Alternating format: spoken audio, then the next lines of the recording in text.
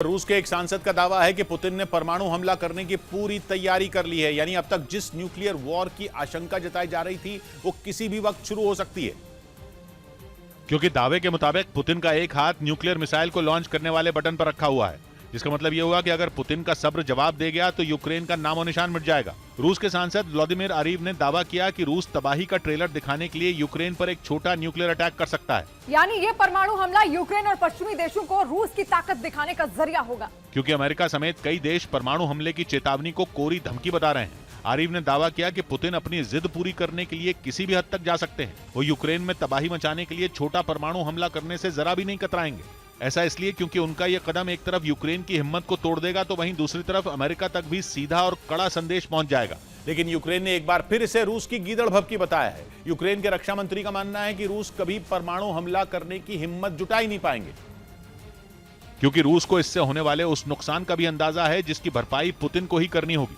Ukraine के रक्षा मंत्री Alexei Reznikov के मुताबिक रूस परमाणु हमला करने की धमकी देकर सिर्फ यूक्रेन को डराना चाहता है, क्योंकि अगर उसने गलती से भी न्यूक्लियर बम का बटन दबाया तो पूरी दुनिया उसके खिलाफ हो जाएगी, जो रूस किसी भी कीमत पर नहीं चाहता। रेजनिकोव ने दावा किया कि रूस की आर्थिक स्थिति 8 महीने से जारी जंग की वजह से खराब है, जिसे सुधारने के लिए वो भारत और चीन से कारोबार बढ़ाना चाहता है। लेकिन अगर बात परमाणु हमले तक आ गई तो उसका ये दाव फेल हो जाएगा।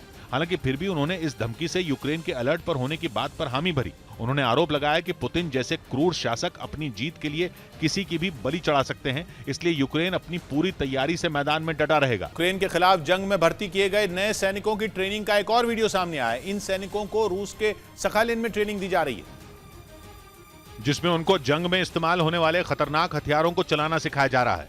ग्रेनेड लॉन्चर और बमों से वो टारगेट पर सटीक निशाना लगाने की कोशिश भी करते नजर आए। जंग में जवानों को जिन हथियारों की जरूरत पड़ती है, नए सैनिकों की ट्रेनिंग में उन सभी को शामिल किया गया है। मतलब साफ है कि पुतिन का मकसद भर्ती किए गए जवानों को जल्द जंग के मैदान में उतारना है।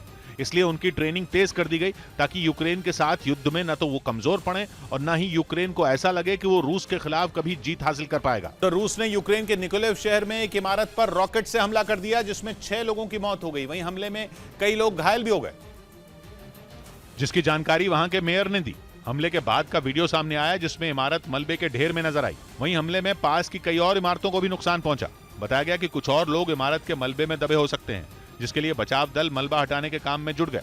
इधर ताइवान के मुद्दे पर जारी तनाव के बीच बाइडेन और चीन के राष्ट्रपति शी जिनपिंग की इंडोनेशिया में मुलाकात होने वाली है, जिस पर पूरी दुनिया की नजर है, क्योंकि नैन्सी पेलोसी के ताइवान दौरे के बाद से भड़के चीन से अमेरिका के राष्ट्रपति पहली बार मिलने वाले हैं। दोनों नेता 14 नवंबर को इंडोनेशिया में मिलेंगे, जिसकी जानकारी व्हाइट हाउस ने दी। बताया गया कि बाइडेन और शी जिनपिंग के बीच साथ मिलकर काम करने पर चर्चा होगी।